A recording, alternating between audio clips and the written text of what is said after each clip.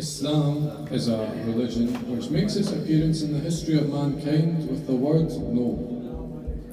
This no means that there is no God other than Allah, and there is no entity worthy of worship other than Allah. It is therefore the religion of the unity of God and the oneness of mankind.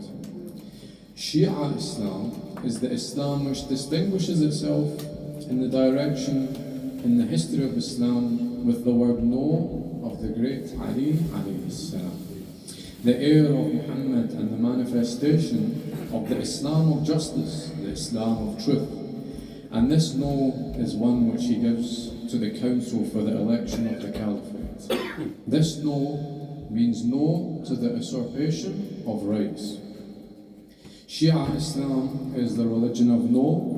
When we hear Hussein on the battlefield of Karbala say no to oppression, no to humiliation, no to injustice, Shia Islam is then the revolutionary religion of mankind. Shia Islam, which begins with a no, opposes the path which is chosen by history. It rebels against the history which follows the path of ignorance or jahiliyyah, and it says no to simply following tradition with no meaning. The followers of the Ahlul Bayt then do not accept the path chosen by history. They question the leadership which ruled over history and which had deceived the majority of people through its succession to the Prophet.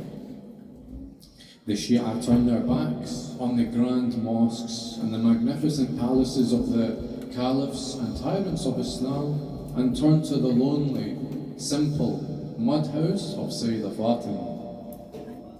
The Shia, who represent the oppressed, justice-seeking class, find in the house of Fatima whatever and whoever they have been seeking, and what they have been seeking is justice. Shia Islam has a well-organized, informed, deep and well-defined ideology with clear-cut and definitive slogans and disciplined and well-groomed organization.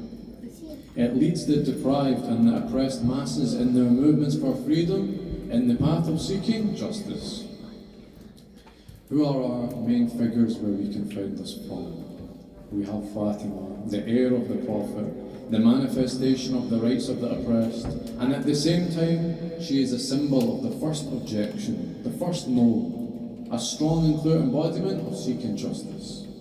Then we have Ali alayhi salam, who is the manifestation of a justice which serves the oppressed people, an embodiment of the truth, who is sacrificed at the altar of the anti-human regimes which lie hidden in the layers of the former religion of the rulers. We have Al-Hasan alayhi salam, the manifestation of the last resistance of the garrison of Imam Islam, who confronts the first garrison of the Islamic rule. We have Al-Hussein alayhi salam, who bears witness to those who are martyred by the oppression in history, who is the heir of all the leaders of freedom and of equality, and the leader of seekers of justice from the time of Adam unto himself. He is the messenger of martyrdom, the manifestation of the blood revolution. And lastly we have Zainab, who bears witness to all the defenseless prisoners in the system of executioners, the messenger after martyrdom, and the manifestation of the message of the revolution. So, we established that Islam, and specifically Shia Islam, the Islam that we are followers of, the Islam that we are proud of, is a revolutionary type of religion. It is not one where we sit down and accept tyranny. It's not one in which we sit down and accept oppression. It's quite the opposite. And what we find is if we want to make a change in society and we want to embody the revolutionary change in society, we see that the masjids and the Husseyniyas are the heart of this societal change. So, if you look to Iran, before the Islamic Revolution at the time of the Shah, when the Shia had been oppressed, and the entire Iranian society as a whole was angry. They were uncontent with the rule at the time, we find that most of the avenues of protest and for anger had been repressed. You couldn't go into the street and hold a mesira in terms of protesting against the government. So the place where people would then come to congregate to discuss change would be the mosques. Specifically, it would be the mosques of the Shia. It was these mosques and the scholars who resided in them who ran them. They were the only place and the only forum for any Iranian citizen who was angry and who was unhappy with the Shah and his treatment of the Shia and his treatment of the people in general. In fact, if you look into Western history books who look at this matter, they describe the situation which was occurring in the time by saying that the scholars and the ulama used the mosque as headquarters for what? For revolutionary committees, for distribution centres of essential goods like food, like water, and as centres for popular mobilisation. And we can see this embodied by Sayyid Ali Sistani when he used the mosques, when he used the Husseyniyat as a centre for popular mobilisation in 2014 when he gave his blessed fatwa. Going back to Iran, we can see that even people who weren't religious, people that were not even followers of the Ahlul Bayt, followers of Islam in general, they found that the centre of change, the place where their voice would be heard, the centre of the revolution, the centre of fighting against oppression, was in the mosques of the Muslims. It's important then that we ensure that our mosques and our Husayniyas follow on this tradition, that they are not places where we read the Quran emptily and then go home, or where we eat our qeemah and then we go home. We can't read the Quran here without understanding the words. We can't mention the name of Al-Husayn alayhi salam without embodying the change in which he sought to bring about, and reviving his message. It is important that we don't mention the name of Al-Husayn alayhi salam without mentioning his true goals and trying to reenact them and live them and teach them to our future generations. Again, I mention Iran because it's a good example of recent times where you can see a lot of change taking place. This isn't to take a one-sided approach. This is a historical fact which happened recently and we can take a lot of lessons from it. Whether or not you agree with it, that's fine, but this is a separate matter. When you look there at Iran, you will see that the left wing among society, the communists, they were affected even more sometimes than the Shia, even more than the ulama. Yet it was the Shias who led the push for change, who led the revolution for change. It was the Shia ulama who pushed the most for revolution against tyranny. Why? Because these scholars were the ones who learned from Imam al-Hussein alayhi salam the message of what? The message of standing up against a strong enemy, no matter how powerful they are. The message of giving your blood without even a second thought. The concept of sacrificing everything you own, including your own family, for the sake of pleasing Allah subhanahu wa ta'ala and for defending the innocent people in society. This is something in our nature. However, what this did when the ulama started this change, even though they were not the most oppressed, what it did was it appealed to the non-religious Iranians, the people who weren't even Muslims, who did not even care about Islam.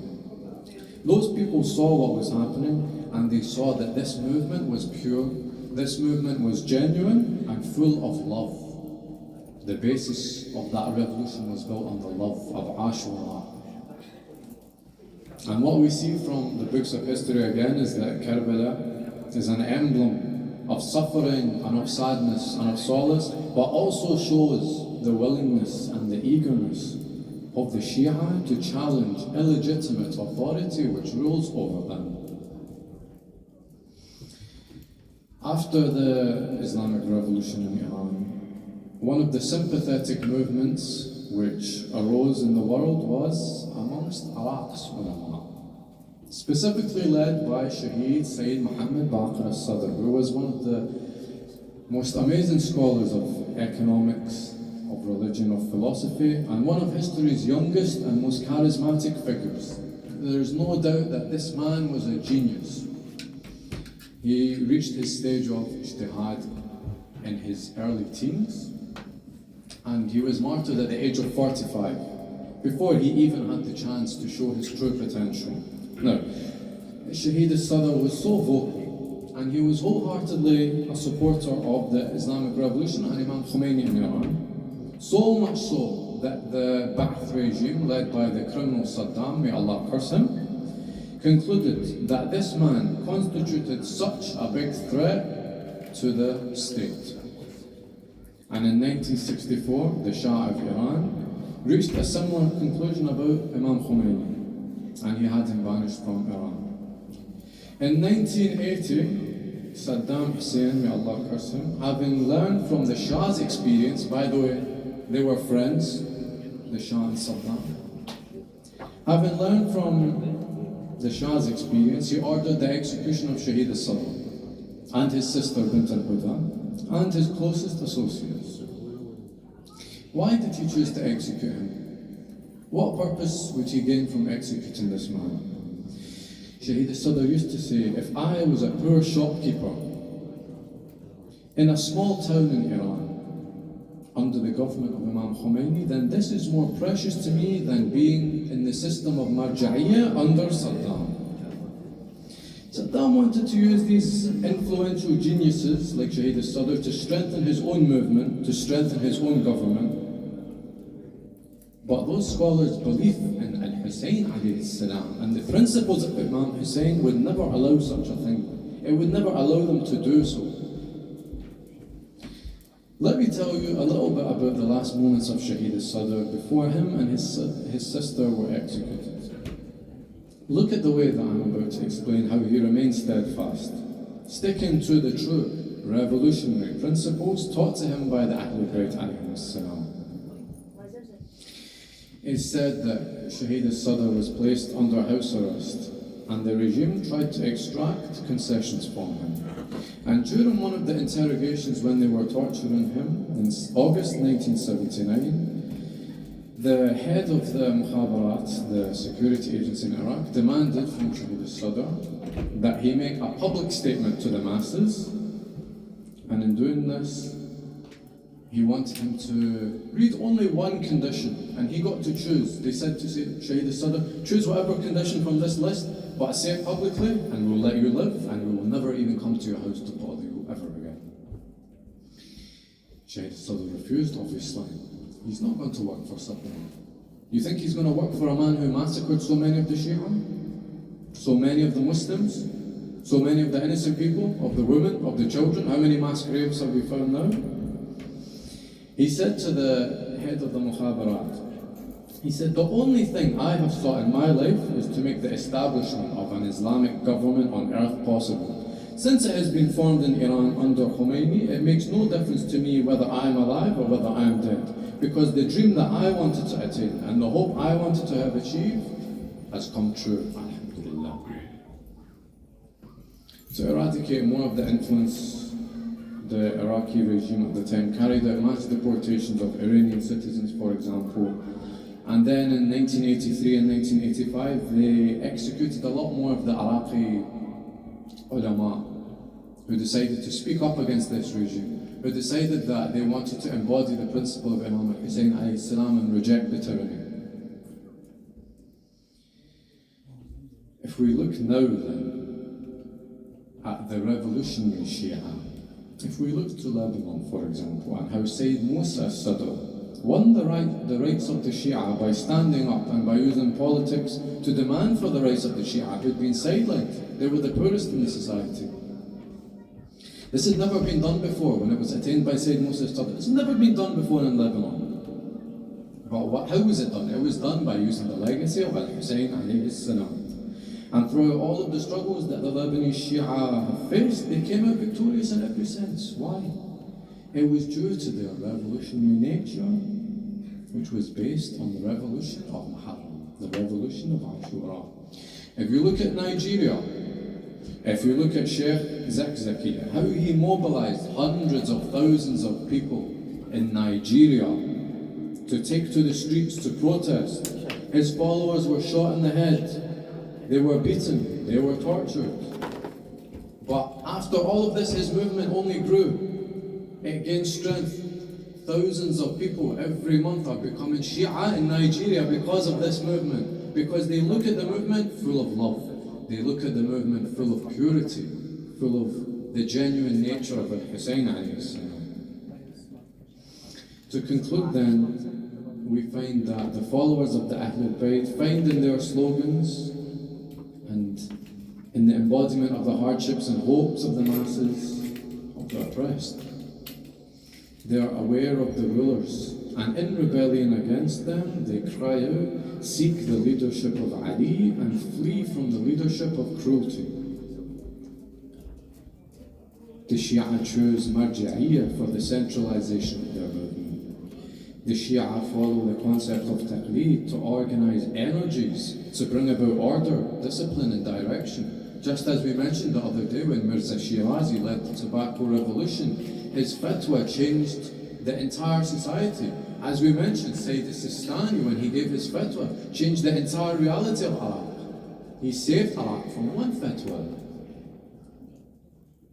The Shias chose the representatives of the awaited Imam Mahdi to have a responsible leader.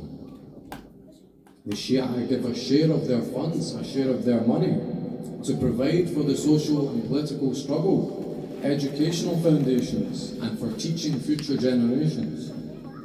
The Shia choose mourning, choose azar, for continuing the constant struggle of the Shia against usurpation, against treachery, against cruelty, against the sources of fraud, lying, moral degeneration of society, and especially for keeping alive the memories of the martyrs of Muharram.